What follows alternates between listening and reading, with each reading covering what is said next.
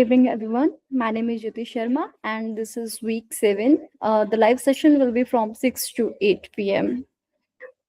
This is my brief introduction that right now I'm a PhD student from ISA Bhopal, and I did my MSc from FRI Dehradun and BSc in botany, BSc botany from University of Delhi.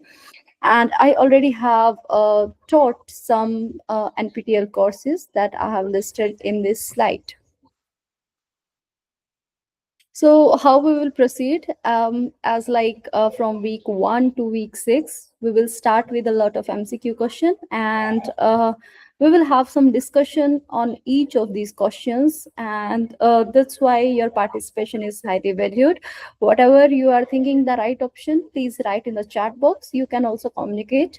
And even if you are giving me the wrong answer, please don't worry, because I'm here to give you or correct you with the right answer. So I think that's how you can learn in a better way. Yeah.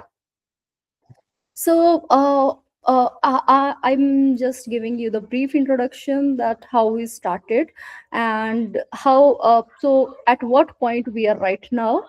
So in the week 1, we started with the chemical of concern, and we also learned that we have a lot of parameters to identify or to check the quality of the water and the quality of the air. So we talked about such parameters in brief.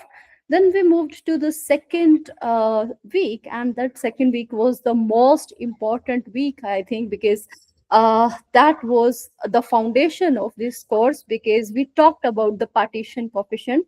Still now we are talking about this partition coefficient, but in the form of the application or the transportation of pollutant, either it is in air or water. So this was the important concept that we read in week 2. Then we went to week 3, and this was the sampling part. Wherever contaminant we have, either in the soil or in water or in air, so what different methods we have. uh, we should start with the standards, and then yeah, accuracy, precision of the method, everything we talked about in week 3. Then we moved to week 4, and in which we talked about the sampling, monitoring, and the quality purpose only. But this was mostly based on organics in water. So we talked about this. Then in week 5, we talked about more about how we can identify this organic load in water. And because we know that if there is anything organic, so for example if it is a benzene, then what different type of solvent we need to extract that organic load. So we need organic solvent only to extract the organic load. And then we talked about chromatography, because this is the one technique by which we can separate, and mass spectrometry, by which we can identify what chemical it can be. So we talked at length about these techniques and the procedure to analyze the organic load in water. Then in week 6, that was last week. In the last week, we tried to see the monitoring method for the air, and in which we talked about the particulate matter, how we can extract the particulate matter. Then we talked about the vapor. So, for example, if it is a benzene, then how we can extract the benzene from the air, and then after that, how we can sample or how we can calculate the concentration of this benzene or vapor that we have extracted from the air. So we talked about this, and later on we moved to monitoring and measurement of organic microorganism that we couldn't discuss in last week. So this lecture 22 and 23 we will touch at the end of this session, because first I will go with the week 7, and then I will have some remaining time that I will discuss about this lecture 22 and 23 only. Okay, so right now we are here to discuss about this week 7, and actually it is very important. The first is we will understand how one pollutant will move from position A to, let's say, the position B. What are fundamental principle for this movement, for this transportation? And there is one very famous, or you can say very simple method to calculate this transportation of pollutant, and this is the box model. We can apply this box model in water and as well as in the air. So we will see if something is coming into the box, something is going out in the box, there may be something within the box. So how we can calculate it, this change in the concentration or change in the mass with the time. So we have a lot of numerical question today as per the request, and then yeah, so we will try to solve these numerical questions based on this box model. And the last one, very important, the plume behavior. Whenever we have a stack, or you can say the chimney is giving you the plume. So what will be the plume? So this is dependent on what climate, uh, what weather condition we have, how the wind is moving, what the solar radiation that is coming. So based on that, there will be different shape of the plume. So we will talk about this. Very important is the lapse rate. We have a lot of question on this lapse rate and the mixing height. So let's start with this week 7, and yeah, this time I have a lot of numerical questions, so I hope this will help you to solve your uh, assignment for week 7. Okay, so this question is directly related to the box model. So if we are considering that lake is a box, right? And we are receiving the pollutant A in the well mixed lake. And so this lake is nothing but, let's say, a box from a river inflow and losses water through an outflow. The pollutant undergoes a first order decay reaction, which equation correctly represent the mass balance of pollutant A. And we have four options here. So what do you think? What should be the right answer for this?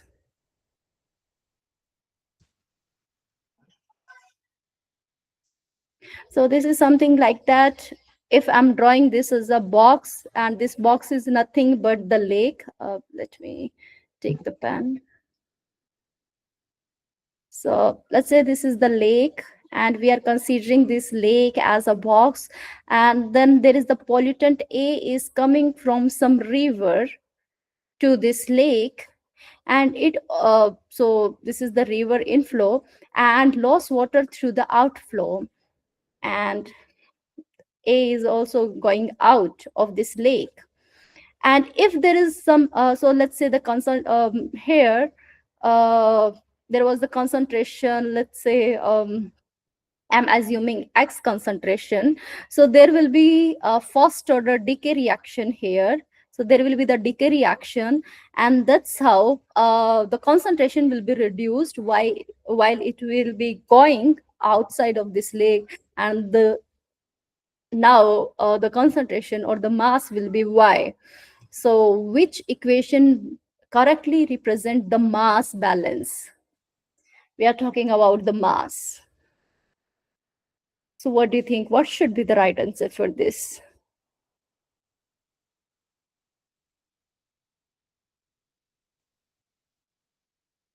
So let's say this is JED.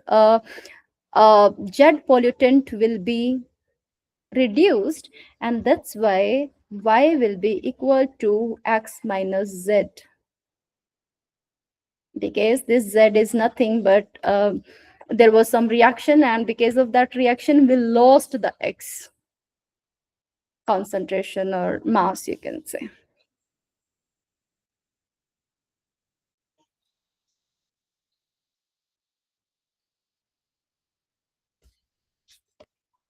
So first you have to understand actually what is that box model, what different component we have box model. And here the important thing is it is a well mixed lake, and that's all.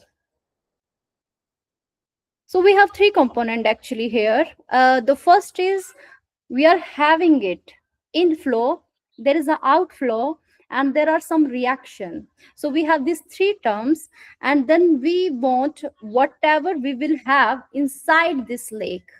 So this is our fourth term. So based on this fourth term, you have to tell me what could be the best representation of such kind of scenario.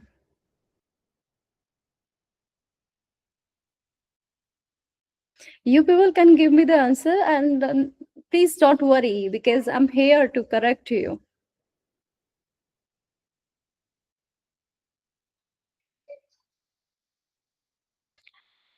Okay, so let me only give you the answer. So the answer will be B, and why this will be the B, let me tell you why. The first thing that we need to consider is, let's say this is the box. Okay, this box is nothing, let's say it is a lake. Again, I'm repeating the same thing. Now there is a mass. So right now what we are talking about the mass balance of the pollutant A, but please be reminded that here, because we are talking about the rate, so every time our unit will be mass by time. So in what time, what was the mass? Okay, so so here we have inflow, right? Then here there will be some reaction, and then here it will be outflow. And what we need to understand is how much will be in the lake. Okay, so how much in the lake will depend on uh, the incoming minus outgoing, right? So what I can say that I have accumulation rate, that is AR, equal to inflow minus outflow. Okay, but whenever there is a reaction, so reaction can generate some pollutant A also, right? So we have to plus it, plus generation. But there may be some reaction by which we can lose the pollutant. So this is minus some reaction that is reducing it, right? So this will be your equation every time. This is kind of fundamental equation that you can learn. So accumulation rate will be equal to the input rate minus output rate plus generation rate minus reaction rate. Okay, so here, what the condition is, we are not generating anything. So there is a decay. Okay, so there is a decay. Decay means there will be some reaction that is reducing your chemical. So this we have, generation we do not have. So this will be cancelled out. Then we have um, inflow and we do have outflow. So we have right now four terms that we have. The second thing that we need to consider is the unit will be mass per time. So how we can go with this mass per time? So this is something, if you have volume V, so volume V is, let's say this is meter cube, multiply by, this is your concentration, right? This is your concentration. And can you tell me the unit of concentration? Let's say if it is mg per meter cube, right? This is your concentration, multiply by time. So this will be cancel out, and what will be, this will be mg per second, let's say, and this is nothing but mass per time. So each term should represent mass per time. If we are going with the accumulation rate, so this is same in this four option. So any option can be correct based on this one. Then we have inflow, and inflow will be nothing but so okay, now we are going to the second term, and second term in each of these case is QC. So Q is the flow rate, right? And can you tell me the unit for the flow rate? Can you tell me the unit for this flow rate? Unit of flow rate is meter cube per second, and divide by, we have, sorry, multiply by C. So let's say this is QC, and we know that the concentration is mg per meter cube. So canceling out, canceling out. So it means that QC is also giving us mg per second, mass per time. So no doubt the term is correct, but we have to see, we have this in minus out, in minus out, minus decay rate. So here it is a plus, then this should not be the answer. Then here it is out minus in, but it should be in minus out. This is again the wrong one. And here, because we are talking about the decay reaction, so it means we are losing it, right? So if we would be generating, that would be giving us the positive, but if we are reducing it, then there must be the negative one. So this one is the right one. So what we learned is that accumulation rate is equal to inflow rate minus outflow rate plus generation rate minus reaction rate, right? Here in this situation, we do not have the generation. So accumulation rate will be equal to inflow rate minus outflow rate and minus reaction rate. Okay, and each of these terms should have the unit. That unit will be mass per time. Okay, and because this is the first order. Okay, the very important thing that we need to understand is, what do you mean by first order decay reaction? So I'm just asking you the question, what do you mean by this first order decay reaction? For this we have this term, right? But what does it mean? What is that first order decay reaction? We also have zero order, we have first order, we have second order decay reaction also. So what do you mean by this zero, first and second order decay reaction?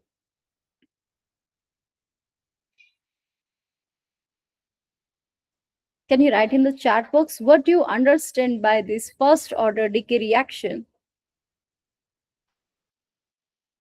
For which our mass balance term will be minus KVCA.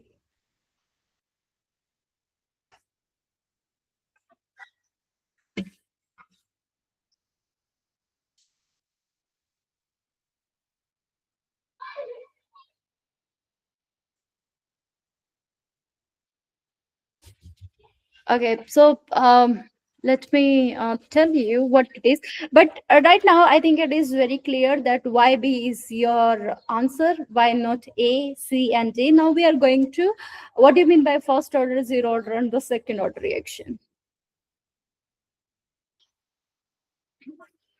Okay, I will discuss it in the next slide. But before that, you just see uh, whatever thing is happening. So we can assume it as a box. Okay, so as I told you, inflow, outflow, and there may be some reaction in within the box. So here you can just assume that, for example, you have a box, and in this box you have something where you are emitting the things. So this is similar to the generation. So within your box you are generating something, then venting rate. So something is going inside this with some flow rate, right? So this is your inflow rate, and something will be going out. So this is your outflow rate, and there may be some decay, right? There may be some decay. So this is your reaction rate. So whatever will be in this box, whatever will be in this box, how we can represent? So this will be the accumulation rate. So how we can see these two terms, inflow and generation, are increasing your concentration or increasing your mass, but these two terms are reducing. So this is something inflow minus outflow plus your generation minus reaction. So this will learn. So this is your mass balance equation. Then very important that okay, so this generation may be due to some reaction and may be due to mass transfer. Loss also may be due to some reaction and may be due to the mass transfer. So the rate of accumulation will be the rate in minus rate out plus rate of generation minus rate of loss. Okay, so because we were talking about this first order, zero order, and second order reaction, so this is something like how your rate is, if your rate is not dependent on the concentration, right? So this is something, uh, your rate is not dependent on the concentration, then this will be the zero order reaction. If your rate is directly proportional to the concentration, whenever your concentration is increasing, rate is also increasing. So in that condition, we have first order reaction. In second order reaction, rate is increasing with the concentration but raised to power 2. Okay, so that's how this is your second order reaction. So in first order reaction, what we learned is that your rate is equal to K.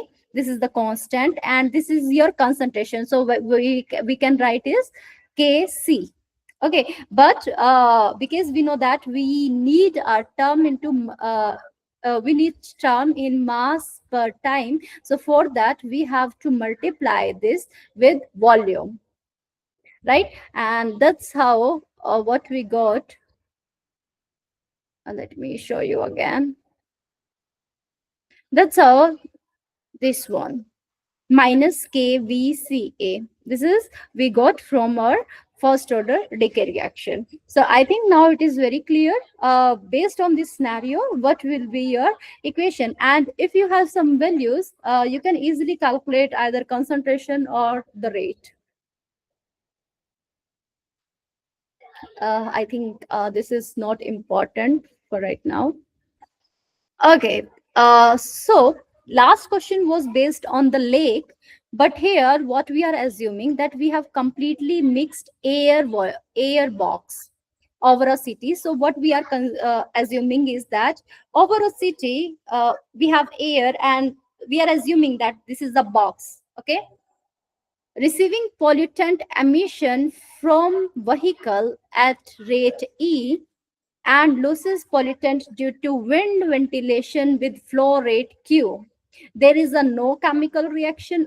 There is a no chemical reaction. So which equation represents the concentration balance?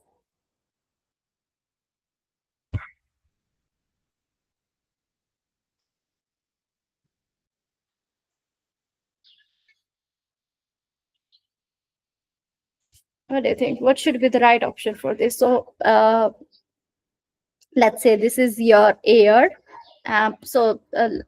This is, let's say, your city, and we are assuming this city as the box, and within that you have some vehicle. Let's say this is your vehicle, this is your vehicle, this is your vehicle, and vehicle is releasing the emission or the pollutant which is with the rate E.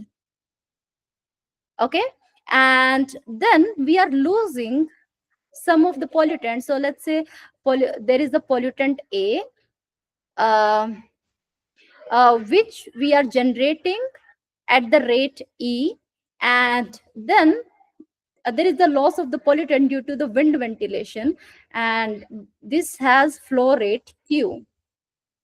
So whatever pollutant we have here in this box, this is the accumulation rate, right? So accumulation rate will be what?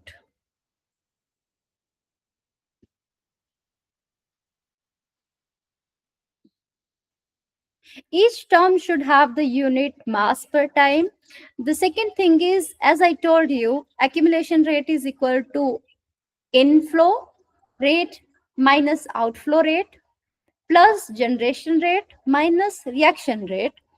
Whatever has been given in this question, you just keep that term only and ignore other terms, and that's how you will have the right energy balance, sorry, the concentration balance. What do you think? What should be the right answer for this?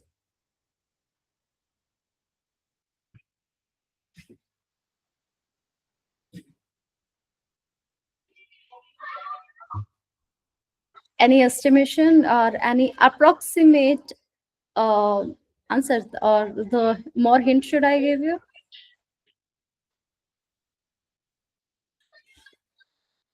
So this is something that outside of this box, we are not having this inflow, right?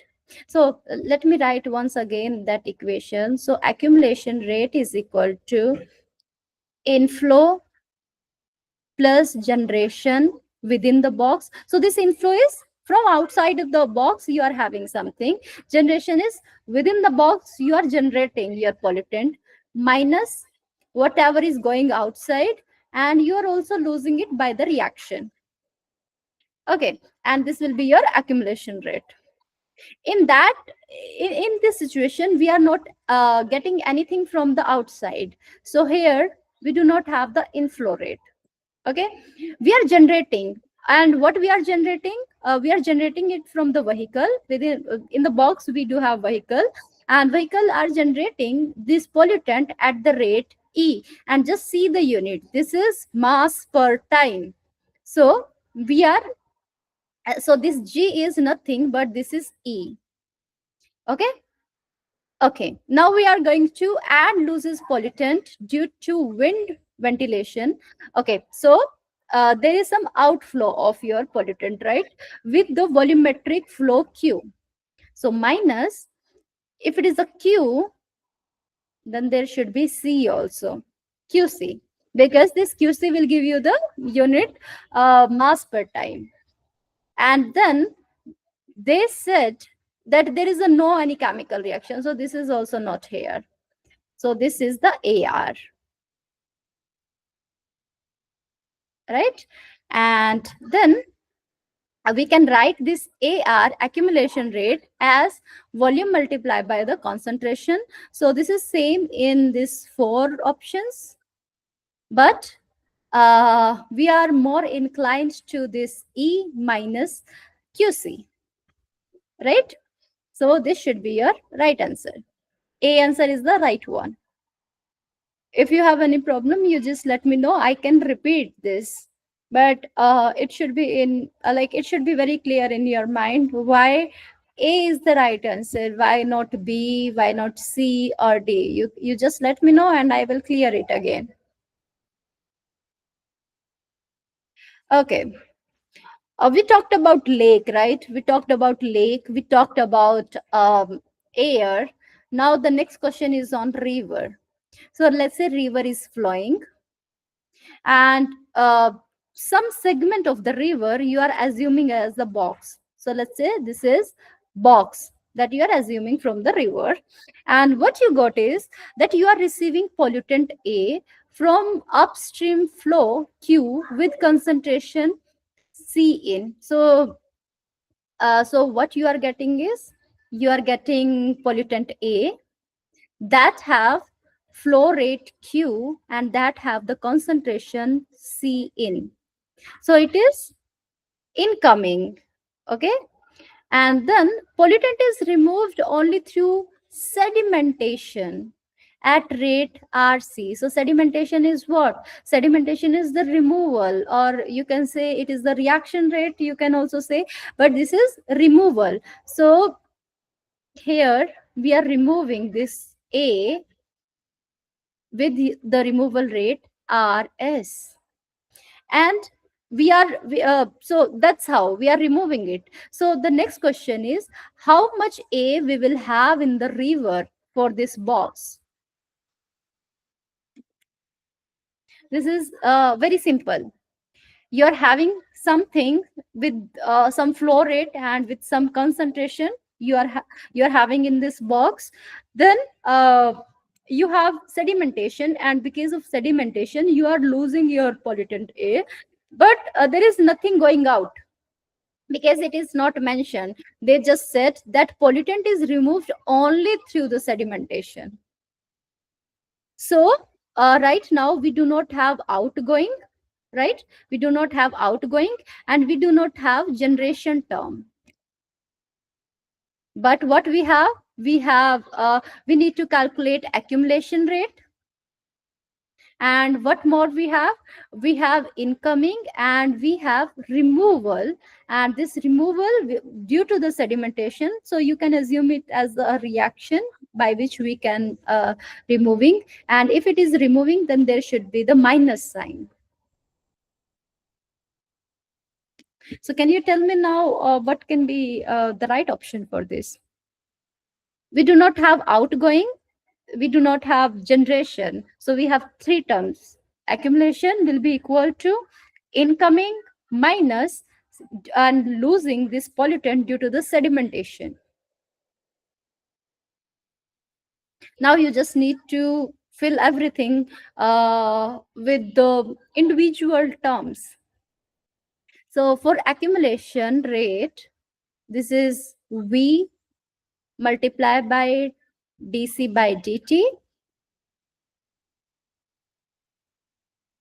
uh, if it is a incoming, and because we told that incoming is incoming have we are having incoming that have some concentration and that have some flow rate, so this is the qc in, and then we are losing it, right? So rs, right? And this is itself is the rate, so we are not multiplying or dividing it with something. So based on that, this one is giving you the right one.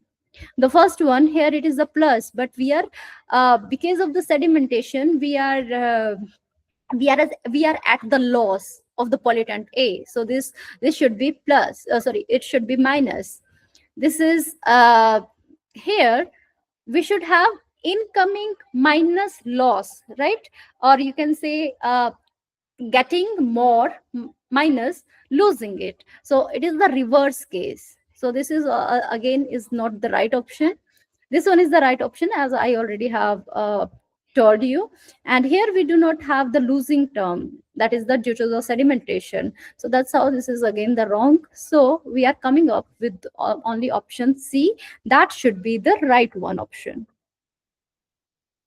Okay, again I'm trying to because uh, uh, right now my focus is just to make you understand what that equation means, because a lot of numerical question, then we will in the after a few questions we will start to put a lot of values into this equation, right? And that's why I'm putting a lot of pressure on you to just understand these kind of equations. Okay, so the next question is an atmospheric box. Again, we have atmospheric box. Receive pollutant emission A. So this is having A, it is getting pollutant is removed by the chemical reaction Kc. So here we are losing some pollutant A, and we are also losing pollutant A by wind ventilation. So we are also losing it by Qc. Now, which equation represent the system? We have four options here. And what we need to understand is how much we will have here in the box. So this is accumulation rate, what we will have.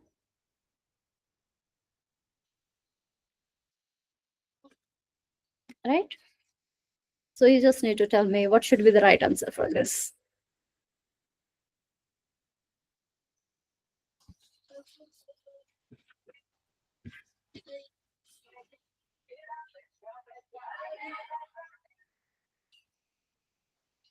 Okay, so again, I'm coming with the same equation only, that your accumulation rate is equal to incoming rate, whatever we are having from outside to within the box, plus we are generating something within the box also, then we are losing it by some flow.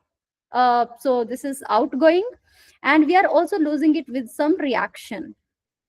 So this is our initial or default equation that we have. But if we are putting that for our scenario, then what we have is we are having this E, right? This incoming is E, so we are right now we are putting this E here. Then we do not have any generation because we are talking about losing the pollutant by chemical reaction and the wind ventilation, but we are not talking about it is generating within the box, so we do not have this term. Then minus, we are having ventilation system, and because of that ventilation system, uh, some of the pollutant is going outside, and then we have this QC. So this will be QC for the O minus. So we have some reaction. Okay, and this reaction is again the first order reaction because this is Kc. Your rate is directly proportional to the concentration, and because this is just Kc, we have to convert it into mass per time, and that's how we have to multiply it with the V. So what it will be, VKc. And this accumulation rate, we can define it as a volume multiplied by change in the concentration. And that's how, if we are seeing B answer is the right one, uh, this is the incoming, so incoming should be the positive, right? So that's how this is not the right answer. Here this QC, this is outgoing, this should be minus, so this is again is not the right answer. We are losing it, right? We are losing it with some reaction, so this should not be the positive, this should be the negative. So this is again the uh, wrong option. So what we are having is the B1 is the right one. Okay. uh, Now we have different situation that we have a lake have a pollutant A. This pollutant A is removed by evaporation from the water surface, and we also have photo degradation in the water column. So you need to tell me the right equation for it. So what we are saying that we have this lake, and within this lake we have some pollutant A, right? We have some pollutant A already, because there is a no mention that we are having incoming or outgoing. No, we already have something in our lake. So let's say pollutant A is within the lake. So we are losing it. We are losing it because of evaporation, and so losing it by evaporation, and there is also some photo degradation, and that's how we are also losing it. Okay, so what we will what concentration, what mass we will have in this lake? What will be your accumulation rate in such kind of condition?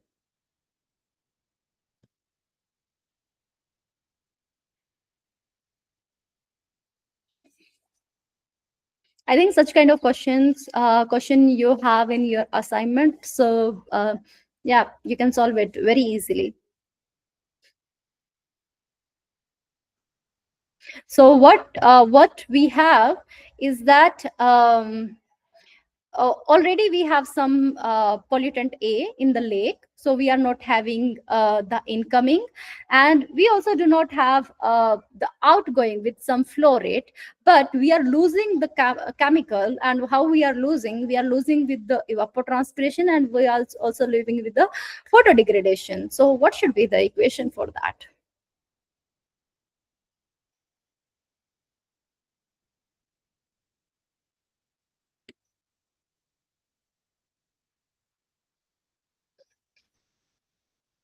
Okay, so let me give you the hint. Okay, okay, so I got response C, but just see either it is losing or gaining. So please be aware with the signature, or please be aware with the sign that we have, plus or minus. We are losing our pollutant A by evaporation and by photodegradation. So what I'm assuming that because these are reducing, yeah, these are reducing your pollutant A, so the sign should be minus. right? And because here within the lake, what so this is your flux actually. This is your flux. So how much evaporation we have per meter square per time. Okay, so and that's how we have to multiply with the area so that we have this mass per time term. Okay, so again we are having the same thing, that AR is equal to nothing but incoming plus generation plus sorry, minus outgoing minus reaction sum, right? So here we are not having any incoming and we do not have any generation because we already have something inside the lake, right? So we have only three terms: accumulation rate minus outgoing minus reaction rate. And there is also not outgoing. What we have is the reaction, or you can say, but in the reaction we have two terms, that is evaporation and in photo degradation, right? And for the evaporation we have R evap, and because know that photo degradation, so this is the decay, something is happening and we are assuming that this decay is first order decay. And for the first order decay we know that the rate is directly proportional to concentration, and that's how rate will be equal to Kc. And because we need value in mass per time, so this will be VKC, but we are reducing it, so sign should be negative. So here it is positive, this is not the right answer. Here it is a positive, this is should not be the right answer. And then yeah, we are also evaporating it, right? So we are losing it, so again the sign should be negative. So this one is the right option because here it is a positive, so this is again the wrong option. So B answer is the right one. Okay, so what you are learning is whenever our concentration or mass is reducing, so what can be how we are reducing it? We can reduce it by the photo degradation, we can reduce it by the volatilization, we can reduce it by the evaporation, and we can reduce it by the sedimentation. So what you are learning is how we are losing our pollutant A. Okay, so okay, now again we do have lake box and we have pollutant A that undergoes volatilization at rate RVA, and we have first order decay also, that is Kc. So which equation is correct one?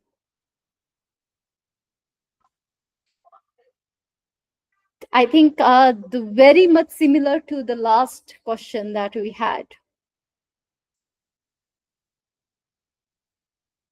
And because volatilization is again, because of that volatilization we will be losing. Yeah, so we will be losing by first order decay, we will be losing it, right? So there is the no accumulation, for that we are reducing, so for the accumulation we have to put minus sign for that. So that's how again this is the B option. Okay, now you have very much clear idea what equation should look like. Now we will have values that we will put into that equation to get something that is unknown to us. Okay, okay, so we have river segment. So let's say this is your river and this is your river segment that we are assuming as a box. Received pollutant A at the concentration of 40 mg per liter with flow rate 20. So we are having it with some Q and some C. Okay. A chemical reaction remove pollutant at a rate of 200 mg per second within the segment. So there is some reaction going on, and because of that reaction we are losing our mass with the rate of 200 mg per second due to some reaction. Assume that we do have the steady state, this is very important, and no other source and sink. What is the outlet concentration?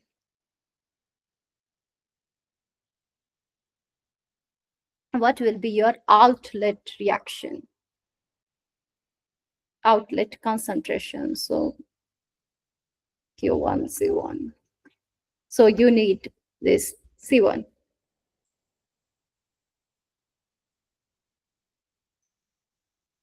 Okay, you first you have to tell me what will be the equation for us.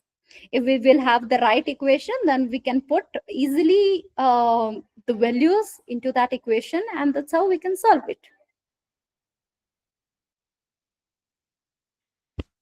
And what we need is the outlet concentration.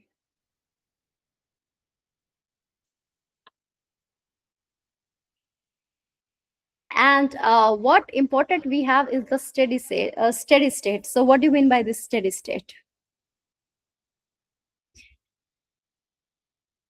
I think it is very easy to calculate a very simple value that I have given to you.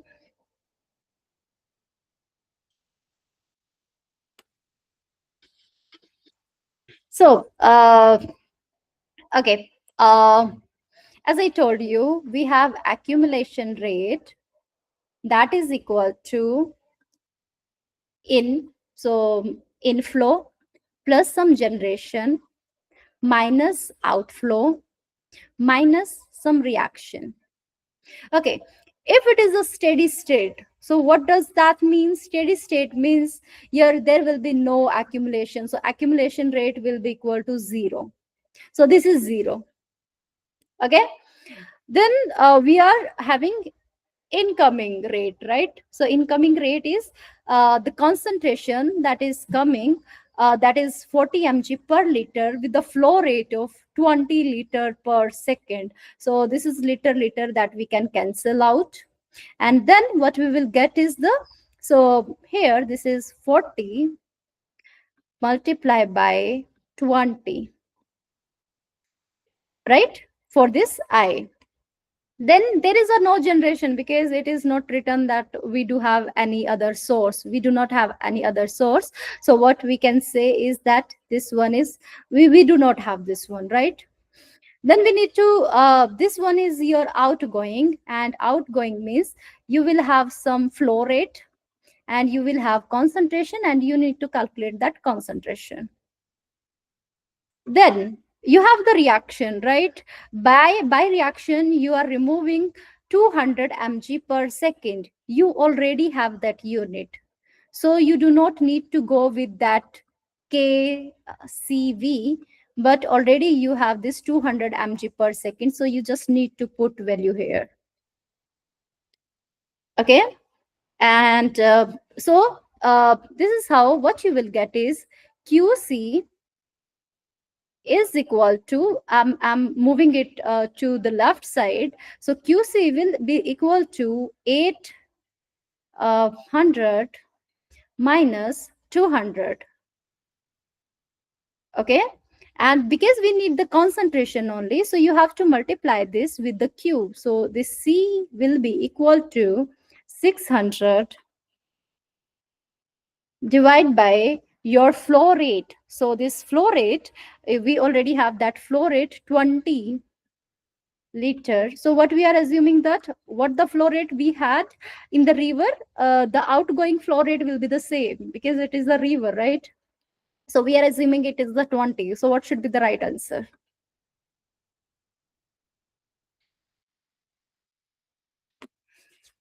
So the right answer should be A, right? So first we had the equation accumulation rate is equal to inflow rate plus generation rate minus outflow rate minus reaction rate. Okay, for accumulation rate, because we know that we do have steady state, so steady state means there is a no accumulation rate. So we are putting that, for the accumulation we are putting value 0. Then for the incoming we have concentration and we have flow rate. If we will multiply these, then we will get mg per second. Okay, so 40 multiplied by 20. We do not have generation because there is a written no other source. Okay, then we have the outflow rate and concentration. We need to calculate the outflow concentration, and we are again assuming that whatever flow rate we had initially will be the same for the outgoing. So we are putting, for the Q we are again putting 20 liter per second, and we need to calculate that concentration. And then there is the reaction, and because of that reaction we are removing our pollutant with the rate of 200 mg per second. So we already have that term unit, mg per second, so we have to directly put it. And this is how we are having this concentration for the outgoing, and the answer will be A. If there is any problem, just let me know, otherwise we will be moving to the next numerical question. So this is something that QC in will be equal to QC out plus the reaction. And we already have this, we already have calculated this, and that I already have given the enough explanation for it. Okay. This question, so again we have the river segment. So let's say this is the river. We have some segment of the river that contain 1000 liter of water. So it has some volume, and that volume is equal to 1000 liter. And it also have some initial pollutant concentration of 20 mg per liter. So it already have some concentration that is 20 mg per liter. Now, pollutant is also entering the segment at 500 mg per second. So pollutant is entering with 500 mg per second. While there is the reaction that is removing your pollutant at 200 mg per. Here, we are removing our pollutant with 200 mg per second. Now we are assuming no outflow. So we do not have any outflow. So whatever there will be, it is reducing by the reaction. And what you need to calculate is the concentration after 10 seconds. So it means there is some accumulation rate. There is no any steady state. So we need to calculate within that accumulation rate, we need to calculate this C, but C after 10 seconds. So here what we have is, we do have accumulation rate, we need to calculate it. Then we have initial, yes, we have. Then we have generation. In spite of generation, what we can have is, we already have something. So we can put this 20 here. Then minus outgoing, we do not have this. We are removing this. Minus, there are also some reaction, and because of the reaction we are losing this 200 mg per second. And the very interesting and very hint for you is that we already have some values in mg per second. So the term itself, so for each term we should have the unit mg per second only.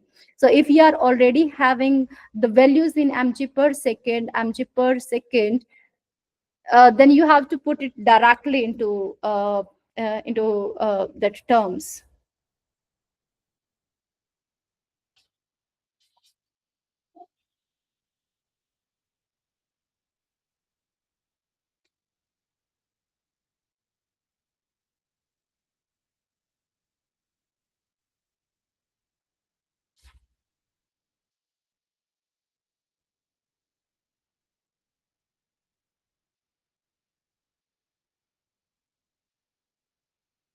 How you can do this?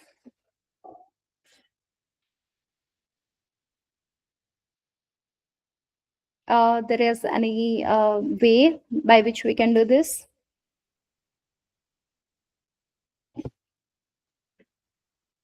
Okay, let me tell you how we can calculate this. So initially what we are doing is, we are calculating the mass. We are calculating the initial mass. So let me go to. So what we are having is, we are having the concentration 20 mg per liter. 20 mg per liter. So in each liter we have 20 mg. So for 1000 liter, what will be the mass? So we have to multiply it, right? We have to multiply this. So we are multiplying this, and that's how we are getting the mass. Just see, this is the mass. Then net accumulation rate, as we had this one. So what we learned is that uh, we are having 500 mg per second, and we are losing with some reaction 200 mg per second, right? So if we are getting 500 and if we are losing 200, then our net accumulation rate is 500 minus 200, and that will be equal to 300 mg per second. Okay, but the mass that we will have in the 10 second, we have to multiply this 10 seconds. So this is again our mass that we are adding in 10 second. We already had this much, and we are adding this much. Due to 500 we are adding, we are removing 200 mg per second, and that's how in 10 second we are adding 300 mg per second. Okay, then final mass will be 20,000 plus 300, this will be 23,000 mg. This is mass. Okay, but what we need is the concentration. So we have to divide it by 1000 so that we have this in the liter, and that's how this will be 23 mg per liter. So if there is any problem, just let me know, otherwise we are moving to the another numerical.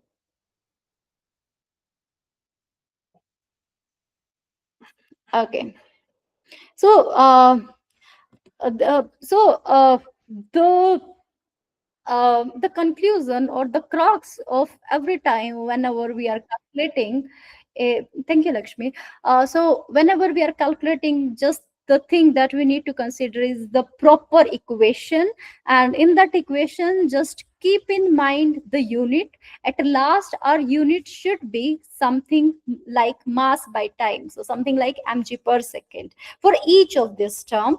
And yeah, just putting the value will give you the answer after some unit conversion, and yeah, something like that. Okay, again, we have pollutant that is entering at the river, in a river at 60 mg per liter with a flow rate 30 liter per second. So again, we have river, and we are assuming that river has the box. So we are having concentration that is 60 mg per liter. Flow rate we have 30 liter per second. Okay, additional pollutant enter from the air absorption.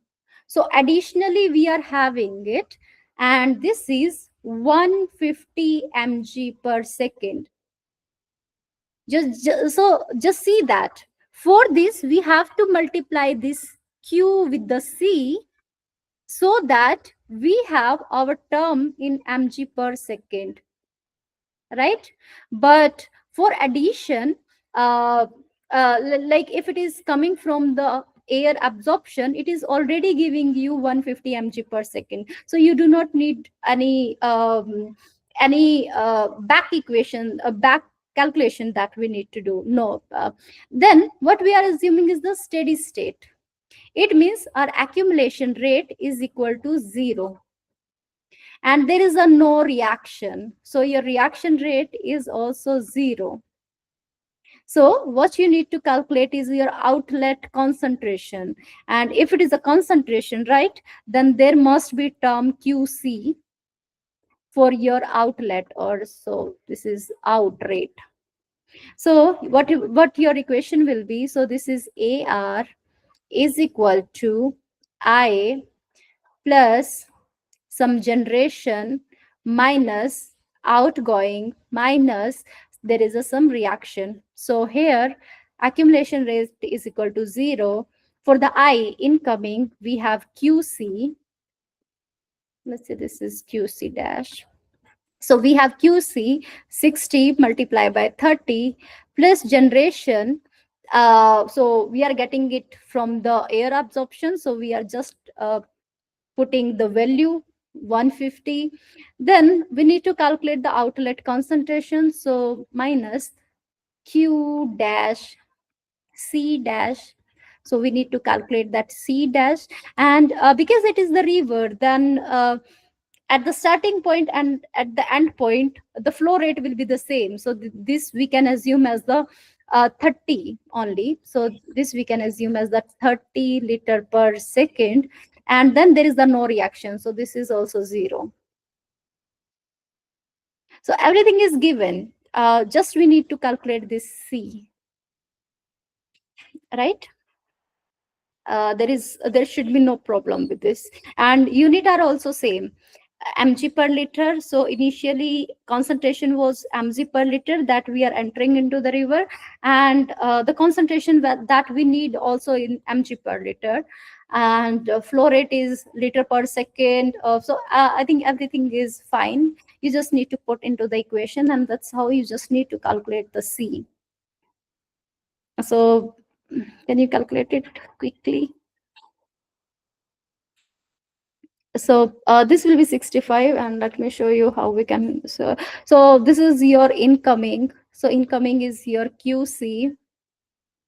So your QC will be 1800 mg per second. Air absorption is already 150 mg per second. Then the total pollutant that is leaving will be equal to what we are having, and we are having this 1800 plus 150. So this will be the 1950 mg per second. So this will be your outgoing, and this your outgoing will be QC dash. Okay, and we are putting this 30 because this Q we are having the same one, and then we are having the outlet concentration 1950 divided by 30, and that's how we are having the answer 65. Very simple, and just you need to know is the equation and where you are putting your value within that equation. That's all. Okay. uh, Similar type of question, but yeah, something I changed into that. So again, you have the river, and you have the segment of or section of the river. So there is some chemical coming. So you have concentration and flow rate. Then there is the evaporation, that is removing your pollutant. Evaporation is removing it with the rate of 120 mg per second. Then you have the steady state. Steady state means AR will be equal to 0. Then there is a no reaction. It means your reaction R will also be 0. Then what is your outlet concentration? So this is something that QC or I should write from beginning only. So this AR is equal to I plus generation minus outgoing minus reaction. This is 0. This is QC. So we have 80 plus 80 multiplied by 15. We do not have any generation, so we are having this 0 minus QC, Q dash, or you can say minus, not reaction, but we are losing. So this is 120. And yeah, so we are moving this QC here in that direction, and that's how this is 80 minus 120, and this is Q, then we are dividing it by the Q, right? Oh, so this is not 180, but I have to multiply with 15. Okay, so this is how we can calculate. Lakshmi gave me answer B. Yeah. So the answer will be 72. So this is how we can calculate the outlet concentration that we will have. So we already have seen this. Okay, this is something different that we have, because there is a river, and again river have a box like this, and there is something coming with Q and C. There is absorption, right? And there also chemical reaction, so by which we are losing something. So we are reducing or losing something. We are assuming that the steady state is 0, so AR is equal to 0, and again we need to calculate the outlet concentration. So what will be the 0 here? AR will be 0. There is no any generation, so Z will also be 0. I will be QC, right? I will be QC. Then we need to calculate this O. So here we have Q and C dash. We need to calculate this C dash. And for the reaction, we have, because it is a pollutant enter from air absorption. Okay, so we are adding something. So what we can say here, in place of 0, we can put 5 mg per second. Okay, because we are getting something and we are removing it by the chemical reaction, so R here it is 2 mg per second. And what you need to calculate is the outlet concentration, so C we need to calculate. I think easy one. So 0 is equal to, yeah, 0 is equal to 50 multiplied by 25 plus 5 minus Q dash dash C minus 2, right?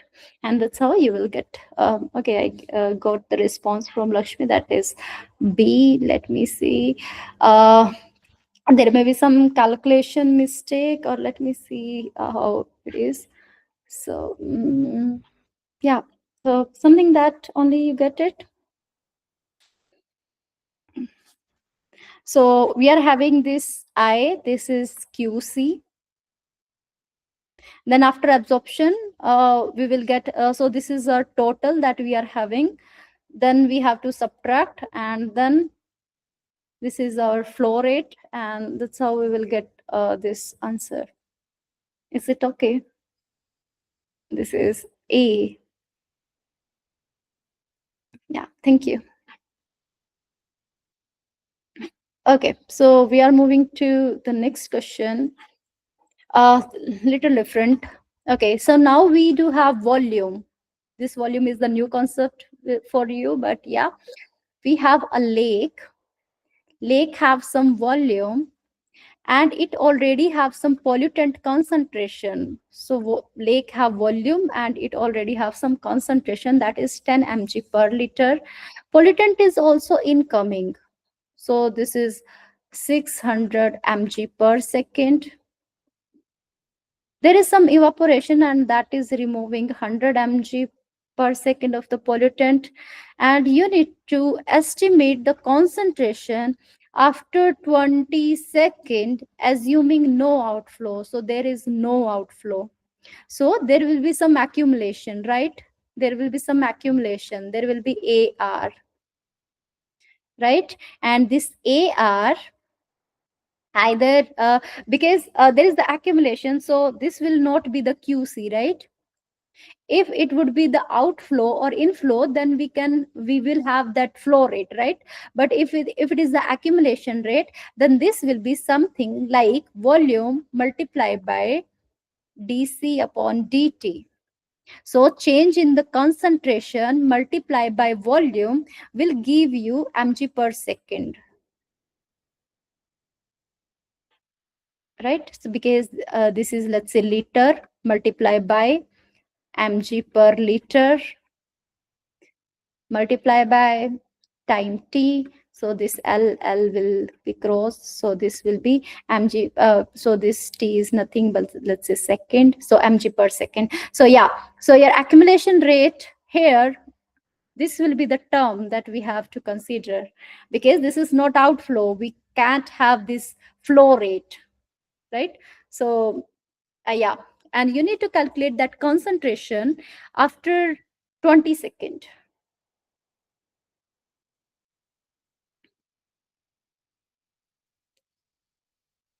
So how you will calculate it?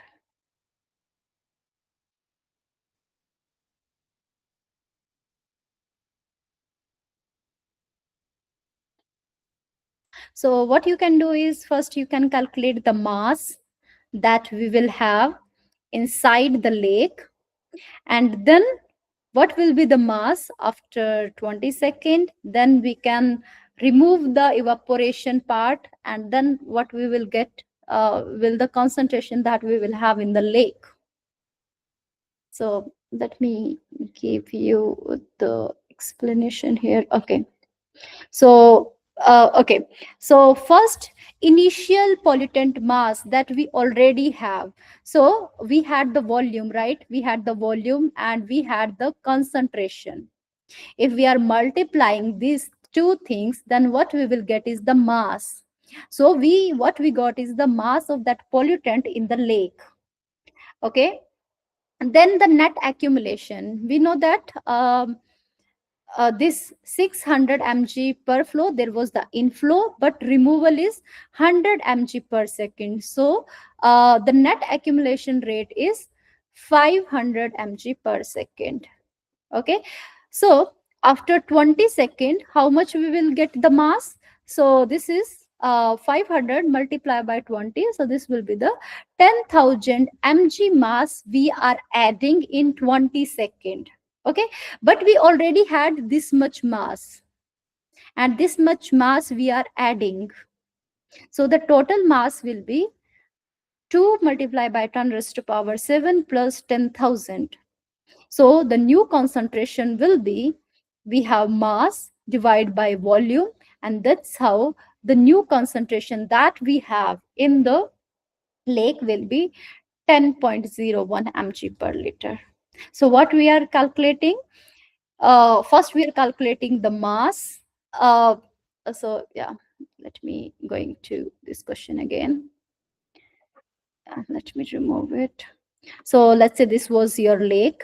Okay, you are having inflow, you are there is something going out, we already have something. So first what we are calculating is the accumulation rate. So accumulation is, we are adding 600, we are removing 50, sorry, we are removing 100 mg. So our addition will be 500 mg per second.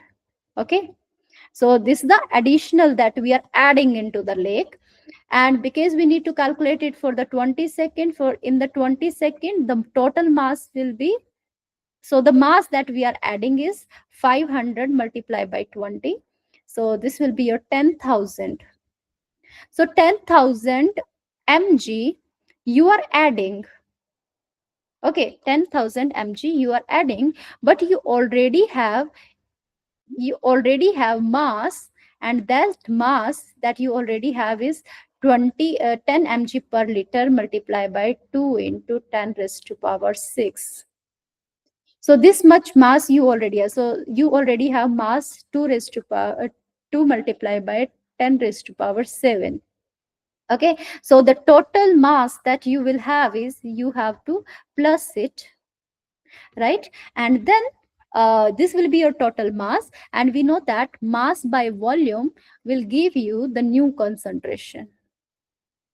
So that's how first we will plus it, and then we will divide it by the volume that we have, and that's how we will get our new concentration of pollutant after 20 second. Okay. So I think this is the simple thing. Yeah. So this is how I already have given you the explanation. Should we remove it or not? Because we can go on to some different questions. Okay. Now we are moving to okay, so what you learned is the box model we can apply for air, and we can apply for the water also. So if there is any pollutant A that is coming in the air or in the water, and if you want to know how much is accumulating within our atmosphere, or how much it is going with the time, we can calculate it using the box model, right? This box model is very important for us. Then for the air, we have one terminology, that is the lapse rate. That is very important for us to know. uh, and now some question will be related to that only. So you have dry adiabatic lapse rate, that is equal to what? 9.8 degrees Celsius per 1 kilometer, 9.8 degree Fahrenheit per kilometer, 6 degree per kilometer, 6 Fahrenheit per kilometer. Yeah, so first what you have to learn is yeah, Lakshmi gave me right answer, that is A. But first you have to learn what do you mean by lapse rate, the first thing. The second is what do you mean by this dry lapse rate. So what is this lapse rate? Can anybody tell me what is this lapse rate?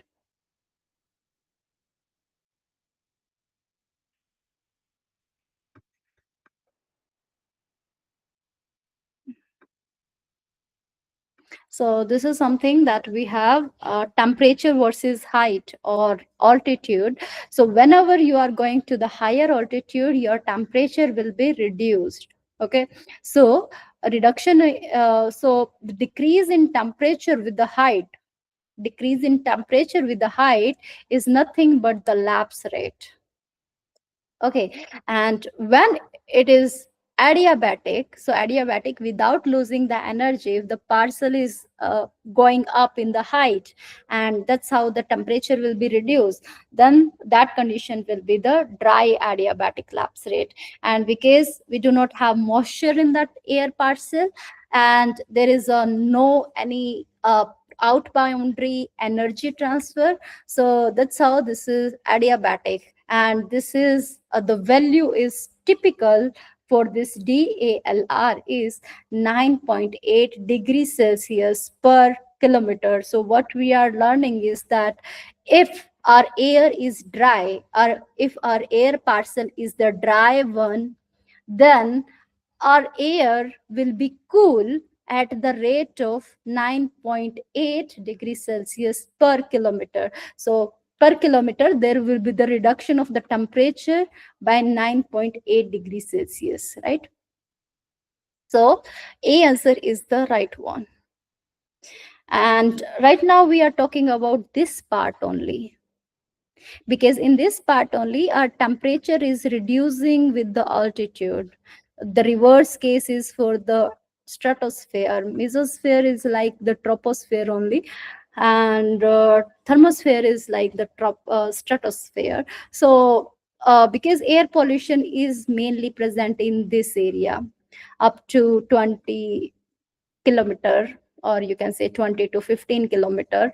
So we are just dealing our atmosphere for this troposphere part only. Yeah, we already have we already have learned that there will be the rate of change of temperature with the height. uh, this is what I wanted to show as a dry adiabatic. So there is expansion, so there is the expansion, but we are not losing the heat to the environment, and that's how it is expanding. And can you see it was 30 degree Celsius, it is 20 degree, and it is 10 degrees. So per kilometer it is nearly 10 degree, or you can say 9.8 degrees Celsius is reducing per kilometer.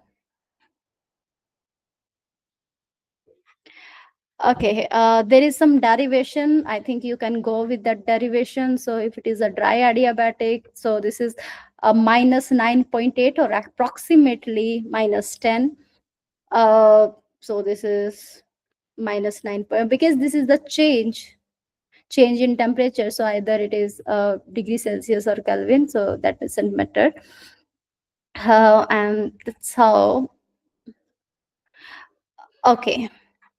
So the thing is, this lapse rate is very important for us, because whenever we have, let's say, this is the chimney, and this chimney is producing some pollution. Okay, and or not chimney right now. Let's remove it. Uh, so we already know that we are, um, with the height, we are reducing, our air is cooling down with the height, right? If there is something, if we are doing having combustion, okay, so if we are having any combustion, and because of that combustion, air will be warmed, and then that air particle will also move with the height. Okay, and then so the thing is, we do have two type of lapse rate. The one is environment lapse rate, and one is DALR. So we have to compare our DALR with ELR. So this is our actual lapse rate, and DLR is dry adiabatic. Okay, this is kind of a ideal or the theoretical value that we have. So we have to compare this ELR with DLR, and then you have to tell me what kind of atmosphere we have. Either it is stable, so stable means your pollutant will not disperse very easily. If it is a unstable, then your pollutant will disperse very easily. And if it is a neutral, then yeah, in between that, in between this instability and stability. So if I have such kind of figure, then this is showing me what type of atmospheric stability: neutral, absolute instability, absolute stability, conditional stability. Lakshmi gave me answer C. And yeah, so how the C, how the answer is C? Can you give me the explanation why the answer is C, not B, not A, not D?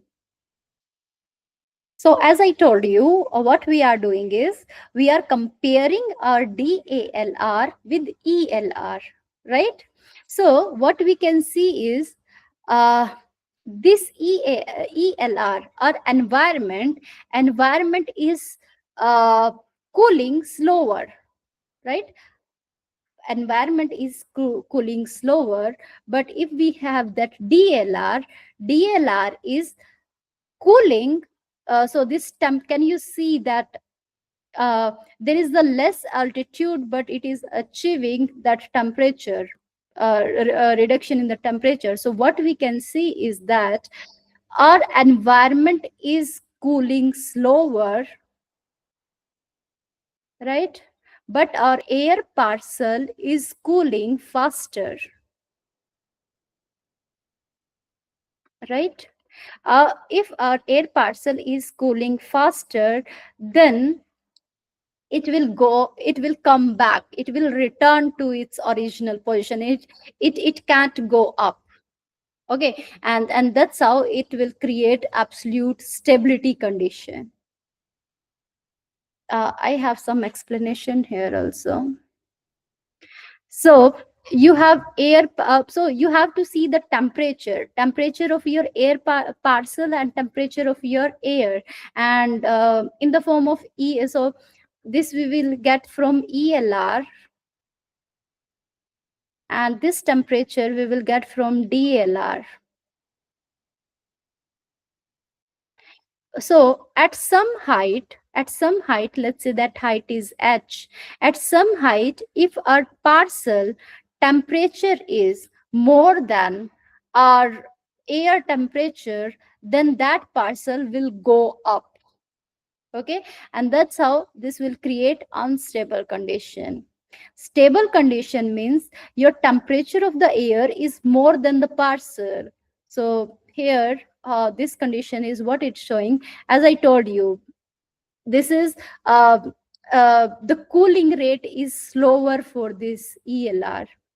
So the temperature for your environment is more than the temperature for your parcel, right? So your parcel is cooler. If your parcel is cooler, it means you will face that stability condition. So this one, the parcel is cooler than its surrounding, so it sinks and compresses. If parcel and air temperature is equal, then there will be no change. So this is the neutral condition. Based on this, I have few more questions. So this is something that I already have explained. I don't think that lapse rate right now is required. Okay, I'm moving with this one. So can you tell me, okay, so this one is your ELR,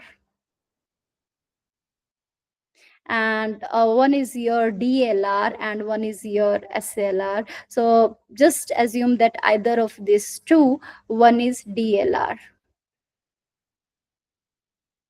So what type of atmospheric stability we have? Either it is the stable case or unstable case or neutral case. You have to tell me the answer.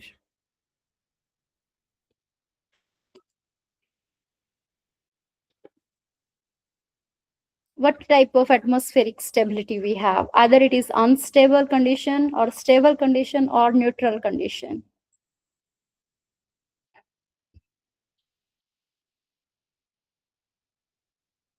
So what I can see is that your environment or your surrounding is cooling slower than air parcel, right? So air parcel is cooling faster. Yeah, so that will give me absolute stability condition, as you said. So this will give me the absolute stability condition. So let me show you. So, so air of any relative humidity will cool faster than the surrounding. So these, so let's say this is, as per the map, you can see now there will be the rate. So because this is cooling slower, so let's say the rate is 5 degrees Celsius per kilometer, and here this is 6 and 10. So 10 is your DLR and 6 is your wet adiabatic rate. So what we are getting is that these things, your air parcel is cooling faster than your environment, and if it is a cooling faster than your environment, then it will be stable, it will sink, and that's how this will create the absolute stability condition, and it create very clear sky. Okay, so again, I have this ELR,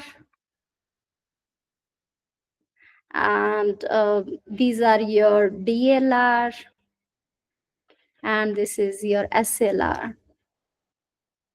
What kind of stability it has? Stable, unstable, neutral.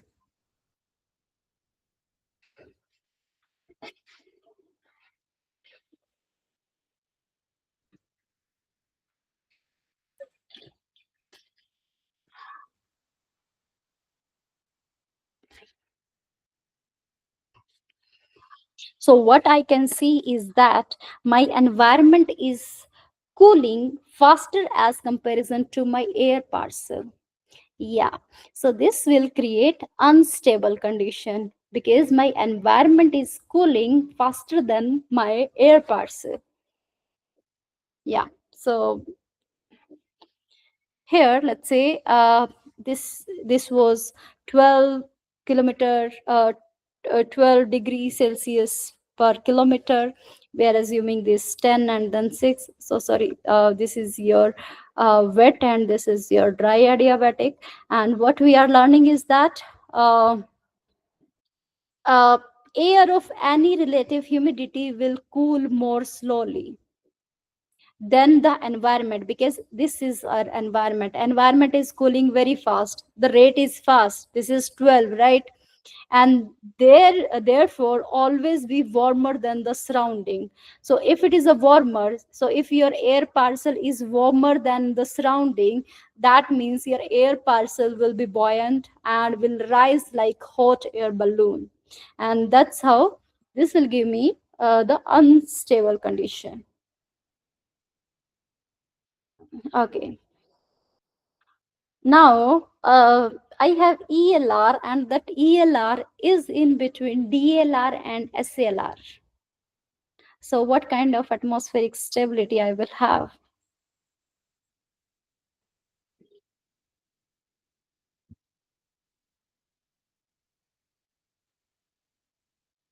Uh, Not neutral, Lakshmi. I can say this is the conditional case.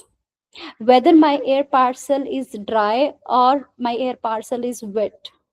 Yeah, it's all right. You are learning, right?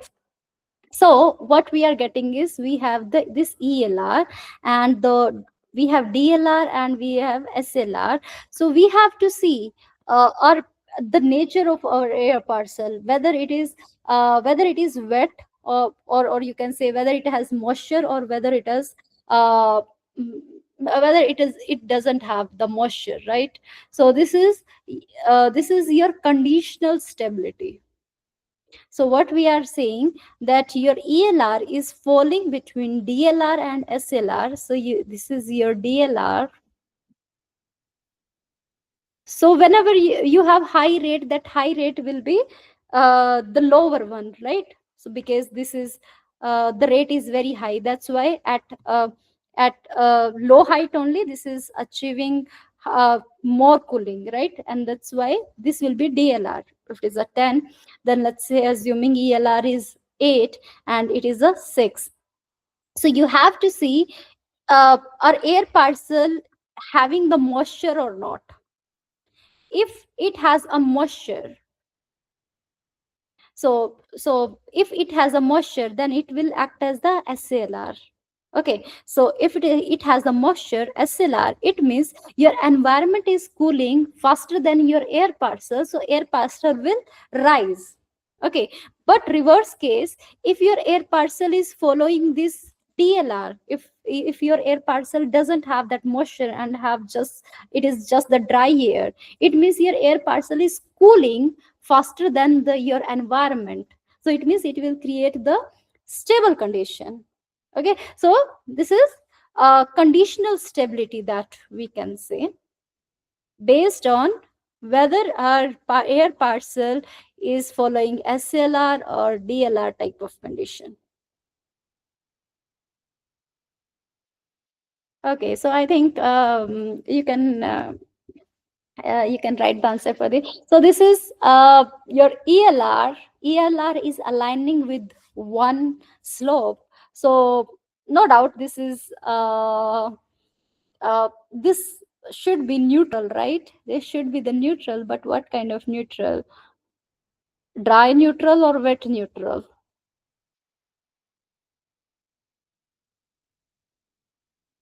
When your air parcel will dry or wet, when there will be neutral kind of condition.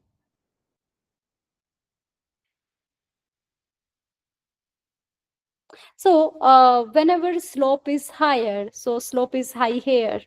Okay, so and we know that our DLR value is approximately 10. So this must be your DLR, right? Because the slope here is less. So let's say these both are 8, 8 kilo, because this line is achieving faster. So the slope is faster, cooling faster. So this must be DLR. Okay, so this is your DLR, and these are your wet and ELR. So so these are SCLR is equal to ELR, right? So this is wet neutral, is it? Can I say it wet neutral? So this is wet neutral condition when DLR is more than SLR and SLR and ELR is equal. So this is wet neutral. I think you can guess the next one. This is just opposite to the wet neutral. So this is something, let's say this is 10 per kilometer and this is 6. So here ELR is equal to DLR and our SLR is less than these two. So this will be your dry neutral, is it? So this is your dry neutral. Okay, so this is something I think you people already know. So, so we have DLR and SLR decrement in temperature with the height, but for the ELR, the condition is reverse. It is increasing the temperature with height. So, what kind of atmospheric stability I can say to it? What kind of condition it is? The phenomena is called what? This is what kind of phenomena? When your DLR and SLR both is like temperature is reducing with the height, but for the environment, whenever we are having this high temperature, the high elevation or high altitude, the temperature is increasing. This condition is called as, have you heard about this inversion?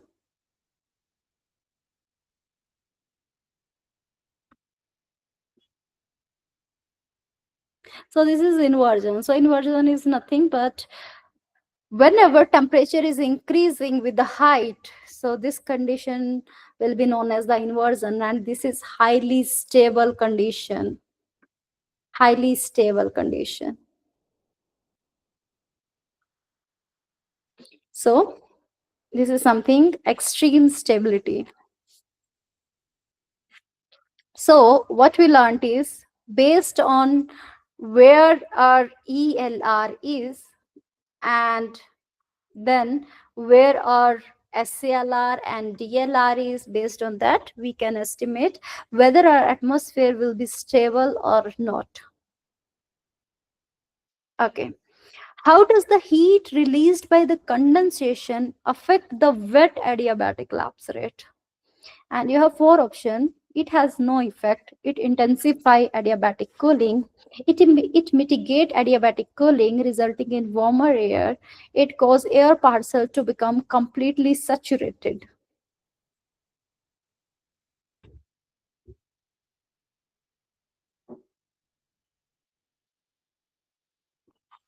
So what do you think? What should be the right answer for this?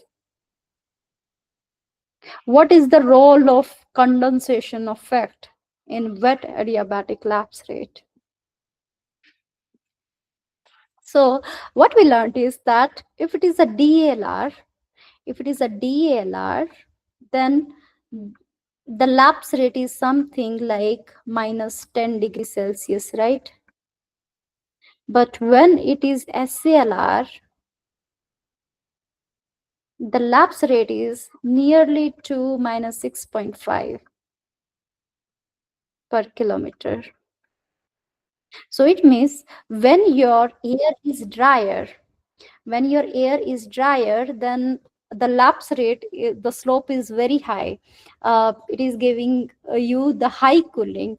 But if it has the moisture, then the slope is moderate. This is 6.5 only. Yeah, C answer is the right one. Why? Whenever you have moisture in the air, why you have moisture? So with the height, what will have?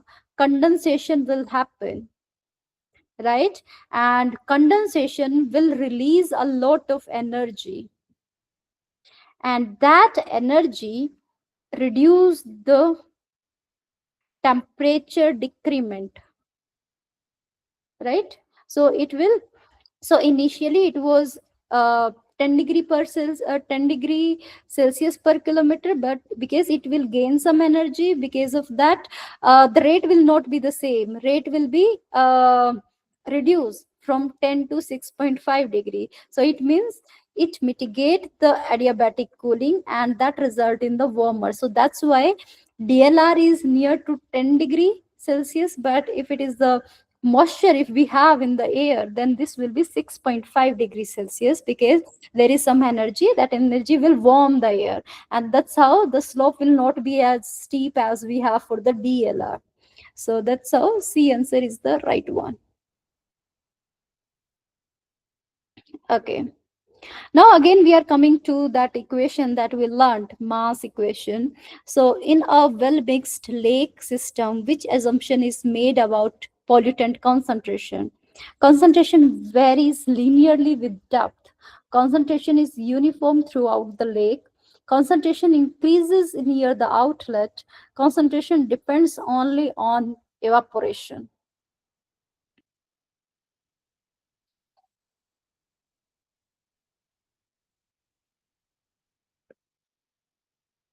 Yeah. So yeah, B answer is the right one. Why? Because if we are assuming well mixed, so well mixed means if it is our lake and we are assuming that lake as a box, so whatever temperature, whatever concentration we have in the lake, so we are assuming this is well mixed. So everywhere at that place concentration will be C. At this place concentration will be C. At this place the concentration will be C. So it means concentration is uniform throughout the lake. So that we are assuming while we are dealing with that box model. So yeah, B is the right answer. The general mass balance equation used in environmental modeling is rate in is equal to rate out. Rate accumulation is equal to rate in minus rate out. Rate out is equal to reaction rate. Reaction rate is equal to flow rate.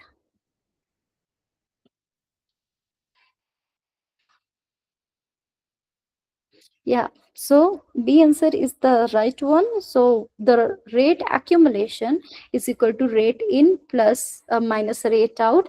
We can also add further that generation and reaction, but if we do not have that, if just we have something like that coming, outgoing, and then there is accumulation, then I think this one is the general mass balance equation that we can follow.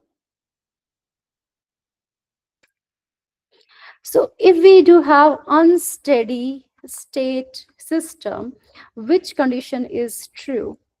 The concentration remain constant with time, flow rate is zero, concentration changes with time, reaction rate is zero.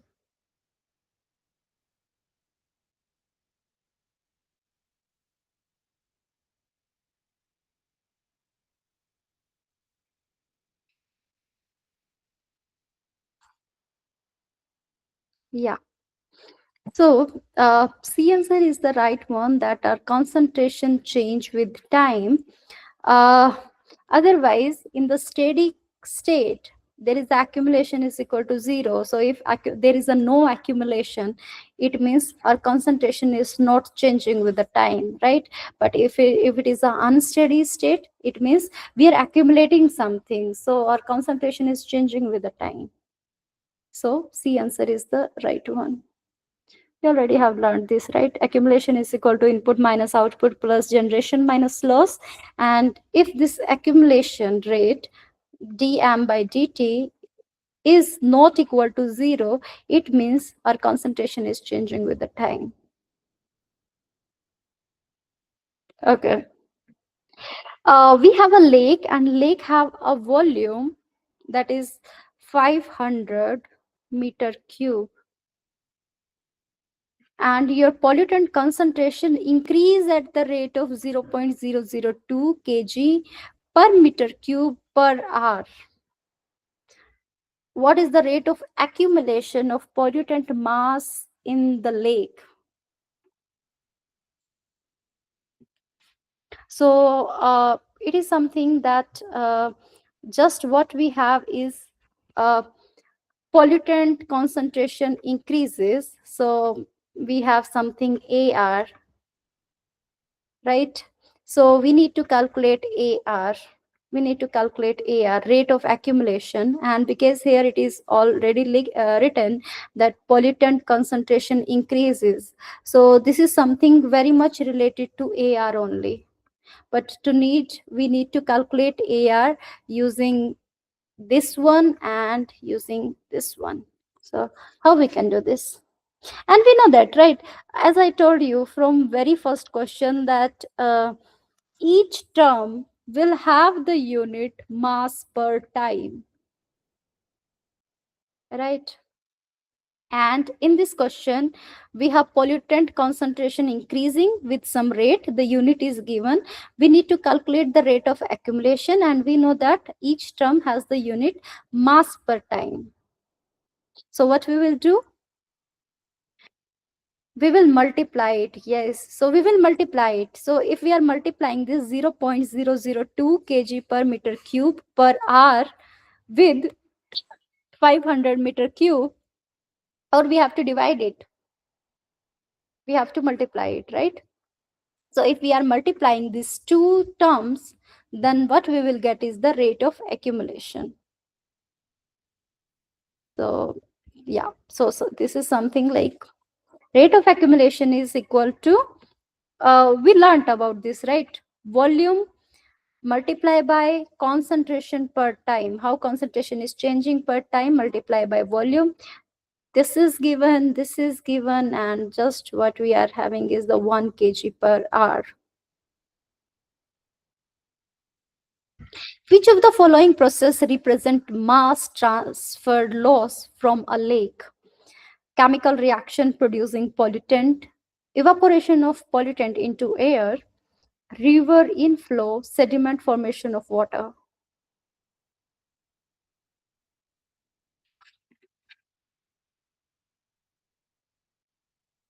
So this is mass transfer loss.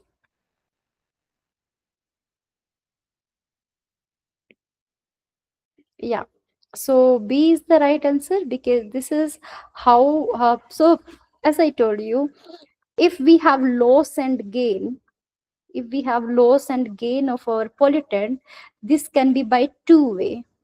One is by flow and another is your mass transfer.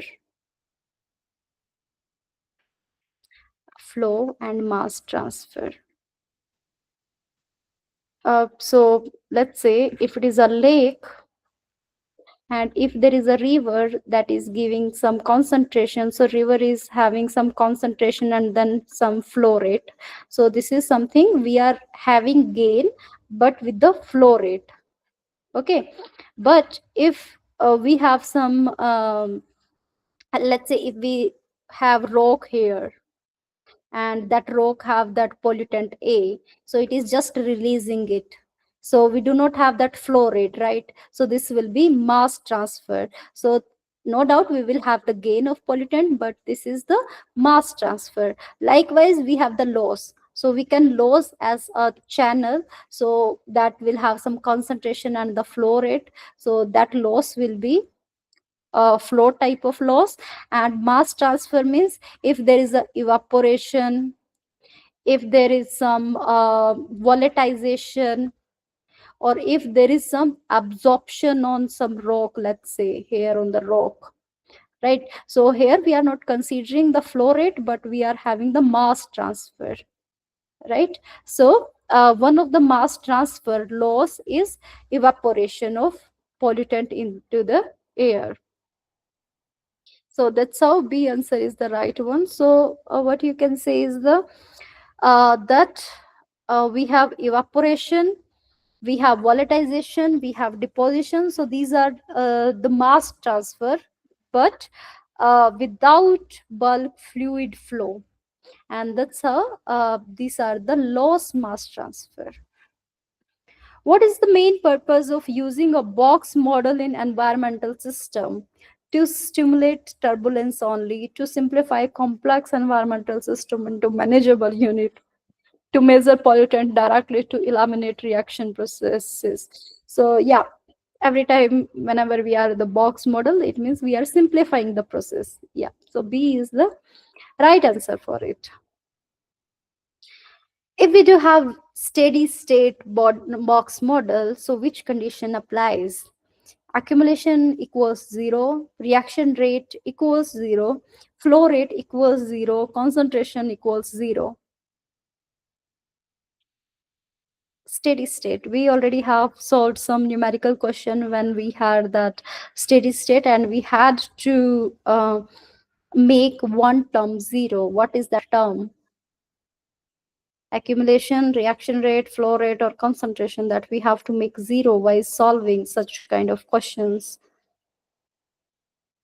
Yeah. So actually, this is the accumulation rate. This is note the concent. We will have some concentration, right? We will also have some concentration that is coming. So if we have pollutant, right? Pollutant will have some concentration. We can't make concentration 0, right? But we can make some rate to 0, and that rate will be your accumulation rate, because it is a steady, there will be some equilibrium, right? Incoming, so there is incoming, there is outgoing, and there are some reaction going on, so it means there will no any accumulation rate. So that's how A answer is the right one. So this is something like that. Okay, very simple question. If you have river box model, inlet flow rate is 20 meter cube per second, with pure pollutant concentration 5 mg per liter. What is the mass input rate of pollutant? Again, just see the unit. This is mass per time. But yeah, you have to see your concentration is in mg per liter, but your flow rate is 20 meter cube. So at one place this is meter cube, at another place this is the liter, and so you have to change one out of these two. Any you can change, and then you can have the answer.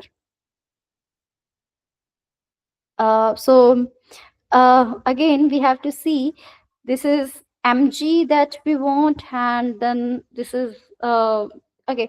So let me show you the answer actually, because we know that mass rate is nothing but flow rate multiplied by concentration.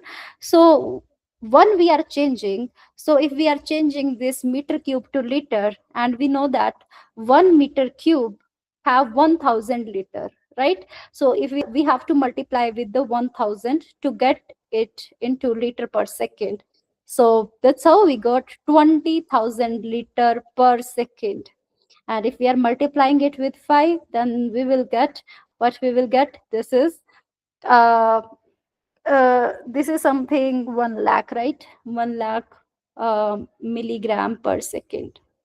So I think you have your unit conversion has been reversed. That's why you are giving 100 mg per second. But yeah, so this should be um 20,000 liter per second if you are converting it from the, anyway, if you are converting it from the liter to meter cube only, then also you will get the same answer, because after all, your liter, or either it is a liter or meter cube, this will be the cancelled out.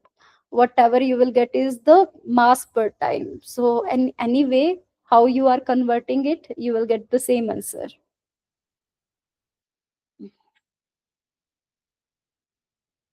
Which reactor assumption is equivalent to a well mixed box model?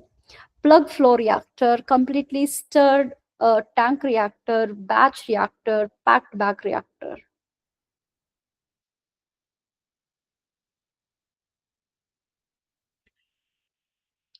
Which reactor assumption is equivalent to well mixed box model? Yeah.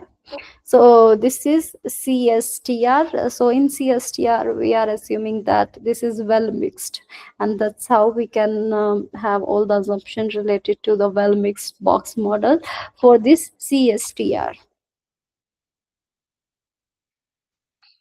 Okay, this box model is more challenging in the air as comparison to the water. Why?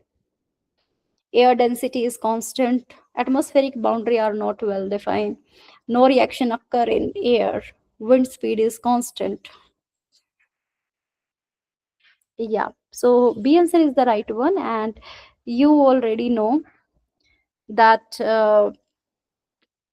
You already know that from one place to so what we have to do is we must have that box for a very small unit. So let's say if we are assuming that box for 1 meter, okay, for another meter we have another box, for another meter of the river we will have another box. So the end of one box will be the boundary condition for the another box, but this is not the case in air. So that's how it is more challenging to apply this box model in air as comparison to the water.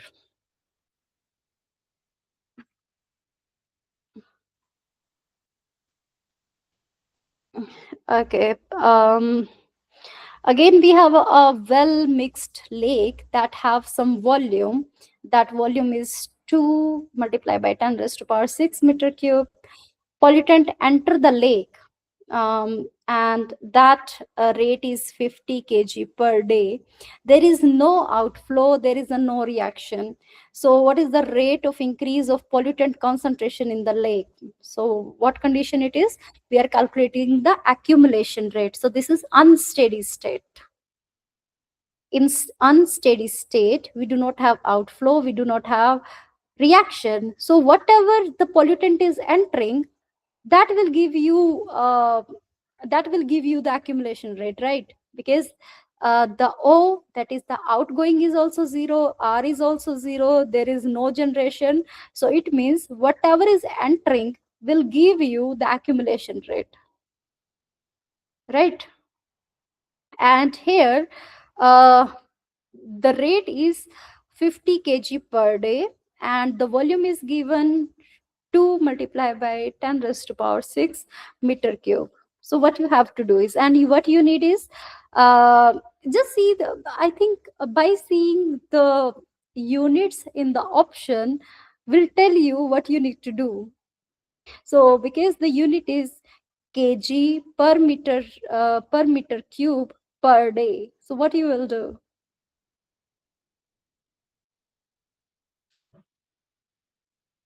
You will divide the volume to this rate, right?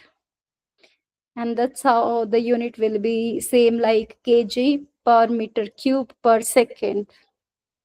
So is something like 50 divided by 2 multiplied by 10 raised to power 6, is it? That's how we will get the same unit that is shown in the options. So yeah, A is the right answer. So this is something that we already have rate. So rate in, so this rate in is equal to V multiplied by dc by dt. We need to calculate the rate of the change of concentration. So what we are doing, we are multiplying this rate in, so we are dividing this rate in by this volume, and that's how we will get the uh, answer. A river segment receive water at 30 meter cube per second with pollutant concentration 4 mg per liter. What is the mass loading rate of pollutant entering the river? So we just need to multiply it, right? So we have this flow rate. This flow rate is 30 meter cube per second. Okay, you have to consider this meter cube, and here again we have the liter, and the concentration is 4 mg per liter. So you have to convert. So it's better to convert this meter cube to liter, because we just need to multiply it with 1000. So if we are multiplying this 1000 to 30, so this will be the 30,000 liter per second, and then multiply by 4.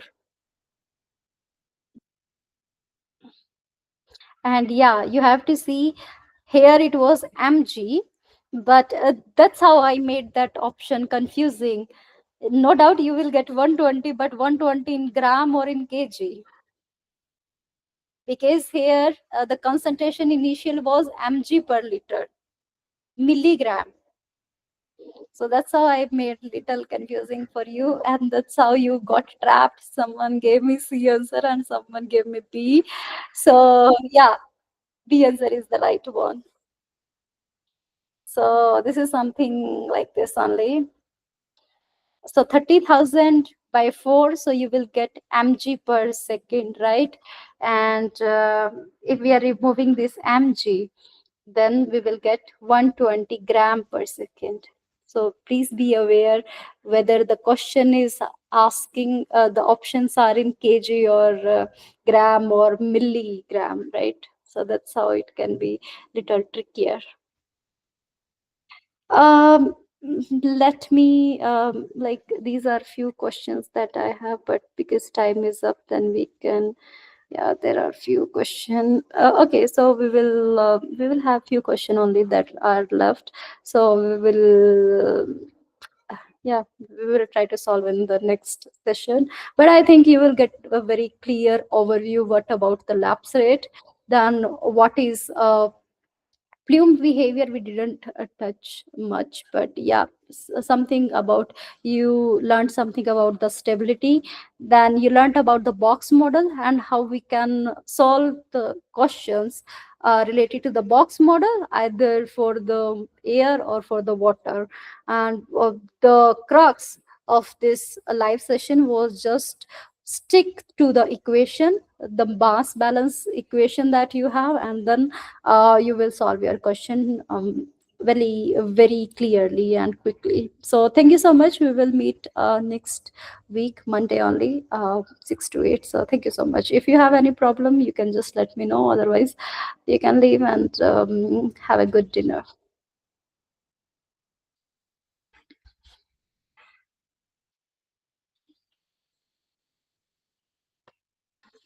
Thank you so much, AJ.